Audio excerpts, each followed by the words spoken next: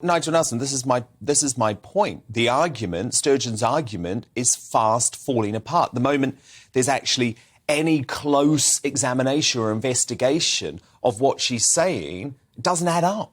Well, I mean, when it comes down to the independence thing, it's up to the Scottish people whether they want to be independent. As Calvin said, that they decided back in 2014 that they didn't, which was fair enough. However, 2 years later, everything changed, and we had the EU referendum, which changed the complete background to the first one. So, as far as Scotland's concerned, they want to remain in the EU by 62% to 38%. That is an extraordinary margin. I think that they also don't want to adopt the euro, though. No, and we'd have to see what happened after that. I mean, that is really sort of jumping forward a long way. No, the issue would be whether or not the EU would insist on Scotland being a new member state. And therefore have to adopt the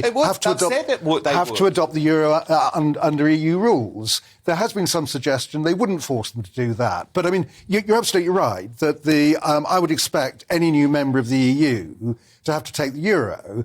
Either way, it is a matter for the Scots if they want to go for independence, with or without that. But the reason is it's because the situation has changed in those 2 years between 2014 and 2016. Well, I'm sorry, I don't care about that. They still said it was a once-in-a-generation referendum. But not when things not when things completely change. Politics is always changing. That's the way the world works. It does.